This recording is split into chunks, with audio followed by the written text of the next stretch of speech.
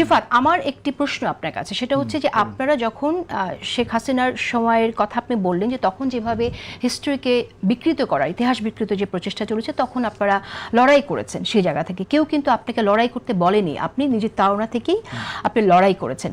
সেই জায়গা থেকে আমার প্রশ্ন যে আমি যখন এই কথাটা বলছি, সেটা কিন্তু আপনি এখনো পর্যন্ত আমি বলি আপনি কোনো দলের সাথে আছেন, জোটের সাথে আছেন সেজন্য কিন্তু আমি বলছি না।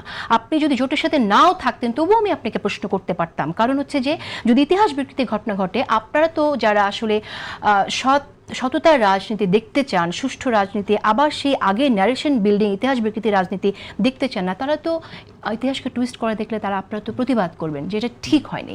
সেক্ষেত্রে আপনারা যেমন কাল্টের বিরুদ্ধে কথা বলেছেন, যে কাল্ট ফিগার আমরা কখনো দেখতে চাই না ইতিহাসে, কাল্ট দলও তো আপনারা দেখতে চান না, যে সেই দলের কোনো কিছু নিয়ে কথা বলা যাবে না। এবার আপনি বলেন। একটা জিনিস হচ্ছে, আপনারা মানে জাস্ট মুক্তিযুদ্ধের ইতিহাস নিয়ে যদি আপনি আলাপ করতে চান, ধরুন আমি মুক্তিযুদ্ধের ইতিহাস নিয়ে মোটামুটি, ওনারা তো অনেক বই তৈ পড়ছেন, গবেষক মানুষ, আমরা ধরেন হয়তো অত পড়াশোনা করতে পারি না, ছাত্রলীগের পিডার নিচে ছিলাম সবসময়, তো আমরা তাও কিছু পড়ার চেষ্টা করছি আর কি। ধরেন আপনি মেজর রফিকুল ইসলামের এ টেইল অফ মিলিয়ন্স পড়তে যান, লক্ষ প্রাণের বিনিময়ে, সেটার ন্যারেশন একরকম।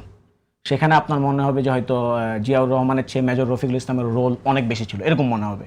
আচ্ছা, আবার ধরেন আপনি যদি আবুল মনসুর আহমেদের বইটা পড়তে যান, যে আমাদের রাজনীতির 50 বছর, সেখানে আপনি এক ধরনের একটা লেয়ার পাবেন।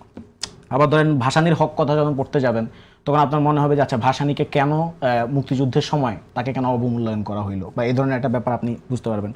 এম আর আক্তার মুকুলের যদি আপনি আমি বিজয় দেখেছি পড়তে যান, তখন আপনার মনে হবে যে আসলে স্বাধীনতার ঘোষণাটা দিছে বোধহয় এই এম এ হামদান নাম সাহেব নামে যাকে উদ্ধৃত করার সাথে সে দিছে বোধহয়, এম আর আক্তার মুকুল। হ্যাঁ, ওনারাও কিন্তু মুক্তিযোদ্ধা আর কি। আচ্ছা, আবার ধরুন আপনি মেজর জলিলের বইটা পড়তে যান, অরক্ষিত স্বাধীনতা মাত্রই পরাধীনতা, সেখানে আপনার এই যে মুক্তিযুদ্ধের পরপরই ভারতীয় বাহিনীর বাংলাদেশে আগমন এবং হচ্ছে গিয়ে তারা লুটপাট এগুলোর বাধা দেওয়া, ফলে এটা আরেকটা লেয়ার আপনি পাবেন।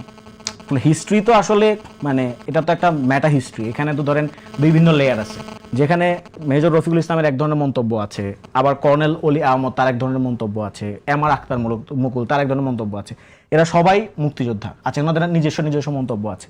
এখন আমার কথা হচ্ছে, অলি আহমদ সাহেব তিনিও 8 বেঙ্গল রেজিমেন্টের সদস্য। অলি আহমদ সাহেবের বিষয়টা ইন্ট্রিকেট হয়ে যাচ্ছে কেন আমি সেটা বুঝতে পারি।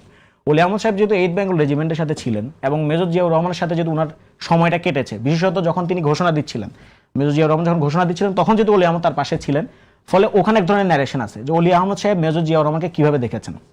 আবার আমরা যেটা সদস্যসিদ্ধ হিসেবে আমি যেটা বলেছি, এটা আমার ক্ষেত্রে বলি, আমার পার্টির ক্ষেত্রে বলি, আমরা মনে করি মেজর রহমান স্বাধীনতার ঘোষণাটা দিয়েছেন, এবং সেটা যদি উই রিভোল্ট বলে হোক উই রিভোল্ট বলে, অথবা যদি বলেন যে I declare the independence of Bangladesh সেটা বলে হোক সেটা বলে। আচ্ছা, তো মোটা দাগে এটার তো বিভিন্ন লেয়ার আছে। কারণ আপনি যদি ধরেন অলি আহমেদের একটা কথা, যেটার উদ্ধৃতি ধরেন আপনি ধরেন ইয়াই করলো, জামাতের আমির সাহেবও করলো, এবং সেখানে ধরেন অলি আহমদ সাহেবও উপস্থিত আছেন, উনার যদি মনে হয় যে এটা ভুল হয়েছে, তাহলে এটা অ্যাজ এ মুক্তিযোদ্ধা, অ্যাজ এ ফ্রিডম ফাইটার, উনি তো অবশ্যই সেটা ওই জায়গা থেকে অবস্থান গ্রহণ করা উচিত, যদি আমি কথাটার কথা বললাম আর কি।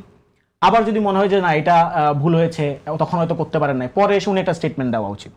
মোদ্দা কথা হচ্ছে, মানে বিষয়টাকে যেভাবে দেখা হচ্ছে যে ইতিহাস বিকৃতি, আমার মনে হচ্ছে বিষয়টা এরকম না, বরং আমার কাছে বিষয়টা মনে হচ্ছে এরকম যে যেহেতু উনি শেষে বলেছেন যে তিনি মেজর জিয়াউর রহমানকে এগিয়ে দিয়েছেন, এবং আপনি হয়তো যেটা বলেছেন যে একটা ইঙ্গিত দিয়েছেন যে হয়তো এই ন্যারেশন বিল্ড আপ করার চেষ্টা আছে কিনা, যে অলি আহমদ সাহেব হয়তো মেজর জিয়াউর রহমানকে এগিয়ে দিয়েছেন, এই ধরনের কথা। কারণ অলি আহমদ সাহেবের নিজের বক্তব্যে আছে এরকম একজন ব্যক্তি, আমরা রিপিট না করি, আমি সেটাই বলেছি।